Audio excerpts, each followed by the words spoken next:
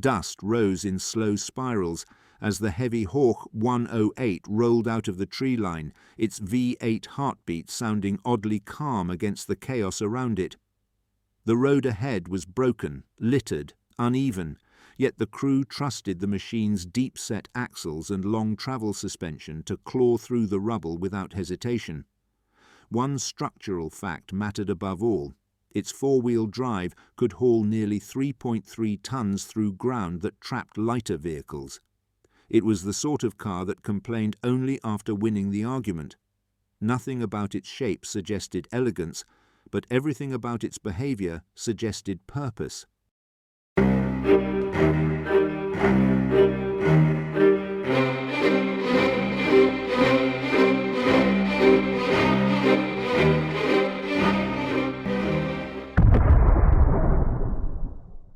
The Wehrmacht entered the late 1930s with an uncomfortable logistical truth.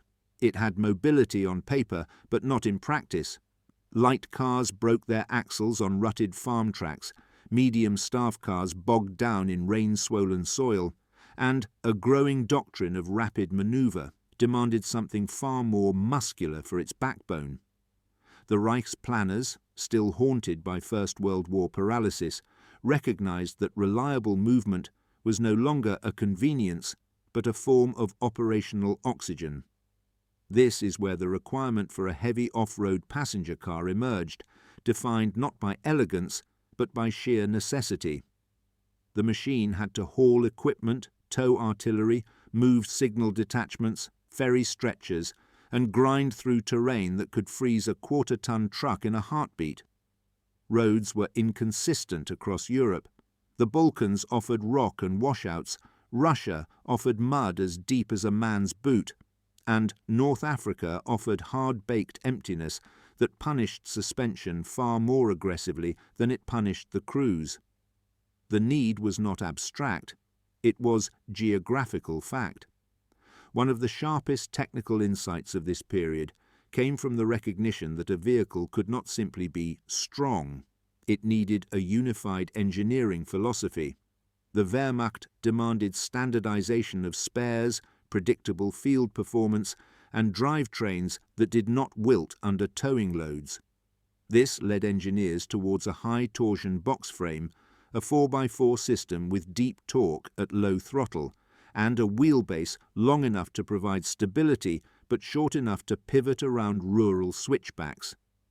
At almost 3.3 tons empty, the future heavy Einheits-PKW was already a contradiction. Heavy enough to endure punishment, yet nimble enough to operate as a troop carrier or artillery tractor. Its weight, ironically, became its advantage. Where a lighter car would skip and bounce across rough ground, losing traction at precisely the moment it was needed, the heavier Horch-class platform sat deeply on its suspension, pushing its tires into the earth with determination. German officers joked that it didn't drive over obstacles, it merely suggested they move aside. That reputation mattered because doctrine was shifting towards combined arms maneuver at a scale unseen in Europe since 1918. By the time requirements solidified in 1938, the need was no longer for a generic car, but for a mechanical cornerstone capable of holding the Army's mobility together under 1938, hostile weather, hostile soil, and hostile pressure. When the requirement passed from theory to drawing tables, the vision behind the heavy Einheits-PKW gained clarity and ambition.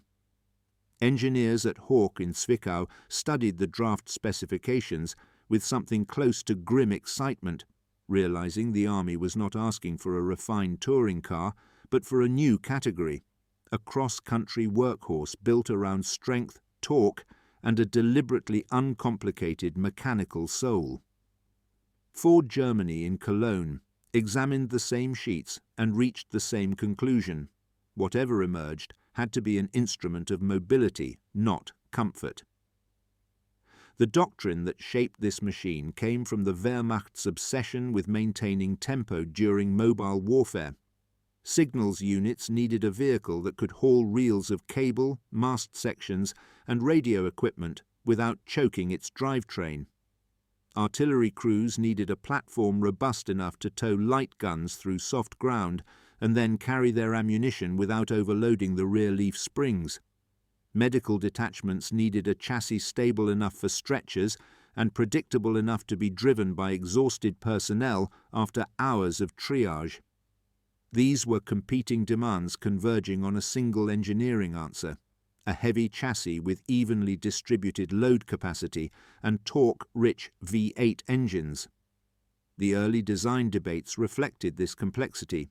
Should the car retain four-wheel steering, a clever but maintenance-heavy feature? Should the spare wheels sit mid-body for balance or be moved outward for simplified access? Should the suspension prioritize vertical travel or lateral stability? Every question carried with it a field consequence, and every choice shaped the car's eventual temperament. Horch pushed for ruggedness above refinement, while Ford advocated ease of manufacturing, knowing the war clouds would require fast, large-scale production. One of the most telling technical decisions was the adoption of a box section frame strong enough to resist torsional distortion when travelling over uneven, unpredictable terrain. The frame was deliberately overbuilt because bending even a few degrees could misalign the drivetrain and cripple mobility. A pre-war engineer quipped that it weighed a little more than planned, meaning a lot more than hoped. Yet this decision became the platform's secret strength, allowing it to avoid failure modes common in lighter vehicles across the front. In this moment of converging philosophies, the heavy Einheits-PKW transformed from a concept to a blueprint that promised a solution to an army desperate for dependable all-environment mobility. The move from blueprint to factory floor exposed a truth every engineer understands: a design is only as good as the tolerances that bring it to life. Horch's Zwickau plant took the lead, its machining halls echoing with the methodical rhythm of presses, cutters and welders shaping the heavy Einheits-PKW's overbuilt frame. Ford's Cologne facility joined the effort, mirroring the same processes, but applying its own production discipline to ensure compatibility between the two manufacturers' outputs. Standardization was not a suggestion, it was a survival requirement. The backbone of the vehicle, its box section ladder chassis, was milled from high-grade steel sections chosen for their resistance to torsional stress under uneven loads. Workshops ran routine gauge checks to ensure each piece maintained its shape, because even a fractional deviation could cause misalignment once the drivetrain was installed. The rigidity that made the frame such a brute on the battlefield demanded tight tolerances during construction, and fabricators learned quickly that speed without precision would simply produce expensive scrap. The V8 engines, Horch's 3.5-litre and Ford's 3.6-litre, required similarly meticulous care. Assembly crews lapped valves, checked bearing clearances, and ran cold tests to confirm oil pressure before the power plants ever reached a rolling chassis. These engines were engineered for torque at low revs rather than high-end speed, and their cast-iron blocks gave them a durability that suited the machine's intended environment. The carburetors were simple, the ignition robust, and the cooling system oversized, because field maintenance could not rely on toolkits that looked anything like a civilian garage's. Suspension components were another technical frontier. The leaf springs were deliberately wide and thick to support the platform's considerable mass, and their shackles were designed to articulate far more than those found on staff cars or light trucks. Axle housings were reinforced, their welds triple-checked, and the 4x4 transfer case, a labour-intensive unit, underwent rotational tests to confirm smooth engagement. One inspector joked that the transfer case had the social skills of a mule, but the strength to match, a remark that travelled through the workshops with amused approval. By the time each heavy Einheits-PKW rolled off the line, the sum of its parts reflected not elegance, but discipline, a convergence of craft, brute engineering, and wartime necessity. The production teams understood that these vehicles were destined for climates and terrains that respected nothing except mechanical honesty, and so each machine left the plant prepared for punishment. Testing the heavy Einheits-PKW was not a ceremonial affair conducted on polished proving grounds. It was a trial by geography.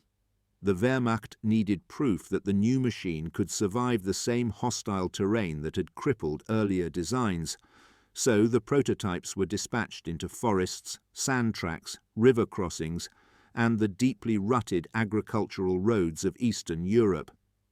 Engineers accompanied the drivers, shivering in open cabins, taking notes with pencils that often froze faster than the carburetors they were evaluating. The first test phase focused on behavior under uneven loads. Artillery crews were invited to hitch light field guns to the prototypes and drag them through terrain that made mules reconsider their employment choices. The V8 engines responded with a slow, determined torque curve that impressed even skeptical observers, and the reinforced chassis stayed true under towing stress. The suspension proved another point of interest. Its leaf springs flexed deeply without bottoming out, giving the vehicle a kind of deliberate stride over obstacles rather than a violent crash. This was not grace, but it was control. Cold weather trials exposed a different set of challenges. Lubricants thickened into something resembling chilled treacle, and the engines needed careful hand cranking before their oil pumps could circulate warmth. The electrical systems coped surprisingly well, even in snow-heavy environments where condensation could have played havoc with ignition. One unexpected advantage emerged. The machine's weight pushed the tires firmly into the ground, granting traction where lighter trucks skated helplessly. A test driver muttered that it behaved like a stubborn bull, slow to wake, impossible to shift once motivated. Then came the braking trials, notoriously feared by engineers because they revealed every design weakness in the heaviest vehicles. The Horch and Ford prototypes, equipped with large drum brakes, managed controlled stops on dry soil and acceptable deceleration on wet clay. Not spectacular, but predictable, and predictability mattered far more than elegance. Steering, especially with the early four-wheel steer system, earned mixed reviews. It offered remarkable tight turning when it worked, but its complexity raised concerns about battlefield repairs. By the end of the evaluation cycle, one truth was clear. The heavy Einheits-PKW did not excel in every category, but it failed in none. It demonstrated that it could tow, climb, survive, and be coaxed into obedience under conditions that defeated the lighter classes, and that reliability alone was enough to justify its production. Combat has a habit of overturning tidy engineering assumptions, and the heavy Einheits-PKW met its moment of truth the instant it left controlled testing and entered the unpredictable rhythm of the front. In North Africa, its broad tires and heavy frame allowed it to push across the sun-hardened plains where lighter vehicles either snapped springs or simply shook themselves apart. In the Balkans, it climbed rock-strewn roads with a firmness that impressed even officers accustomed to the horse-drawn world. And in Russia, where mud swallowed equipment with casual cruelty, its weight once again became an unlikely asset. The deep-set axles held traction long after other cars surrendered. Signals detachments reported that the platform carried their cumbersome gear without complaint, even when overloaded with cable drums, generators, and mast sections. Its V8, tuned for torque rather than speed, clawed up inclines with a steadiness that made it a favorite for forming mobile command posts. Artillery units found an equally useful companion. The KFZ-69 variant towed 3.7 centimetre and 5 centimetre light guns across ground that would have embarrassed a half-track, and the KFZ-70 troop carrier versions endured long marches without the catastrophic frame stress that plagued medium vehicles. The anti-aircraft roles revealed more of its potential. Mounting a 2 cm Flak 30 or Flak 38 on the chassis transformed the car into a nimble point defence platform, capable of repositioning far more quickly than a towed gun. This adaptation exploited the strong box-section frame and the wide leaf springs, which absorbed the recoil shock better than anticipated. Crews joked that the Horch 108 could carry a gun, fire a gun, and still argue about whose turn it was to drive home, a dry remark that captured both its utility and its relentless work schedule. It became, in essence, the Army's multi-tool, not glamorous but indispensable. Not everything succeeded, of course. The early four-wheel steering system proved more fragile than forecast, especially when exposed to freezing mud, and by 1940 the feature was quietly abandoned to simplify repairs. The spare wheels moved outward to ease access, and electrical components received minor adjustments after repeated moisture-related failures in the east. But none of these issues undermined the platform's central purpose. It remained the most dependable element of the standardized off-road program. In the crucible of battle, the heavy Einheits-PKW proved that ruggedness, not refinement, was the quality that kept an army moving. War machines rarely reveal their deepest influence on the battlefield itself. The heaviest consequences often unfold in supply depots, repair yards, and the improvised logistics webs that keep an army alive. The heavy Einheits-PKW was no exception. Its durability did more than preserve its own usefulness.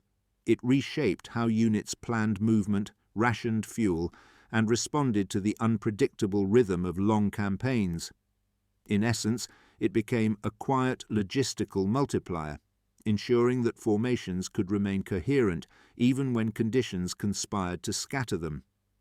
One hidden effect emerged in the way the Horch and Ford variants unified parts chains. Earlier in the war, field workshops fought a losing battle against the fragmented mess of civilian-derived vehicles, each demanding its own spares and its own repair logic. The heavy Einheits-PKW cut through that chaos by offering standardized components across multiple roles: troop transport, signals, artillery support, and ambulance work. This simplification allowed supply officers to reduce stock diversity without sacrificing operational readiness, a practical advantage that rarely appears in grand strategy but shapes it nonetheless. A second consequence involved morale, not in the romantic sense, but in the calm confidence that comes from equipment behaving predictably.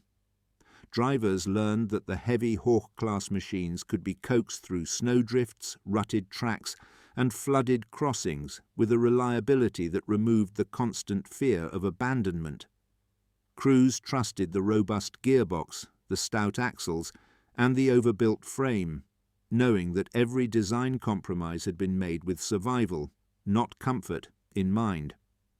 One mechanic remarked that it never wanted to be loved, only respected, a statement that captured the platform's personality better than any technical manual. Finally, intelligence officers discovered that the car's endurance allowed reconnaissance teams to operate deeper into contested territory than originally planned.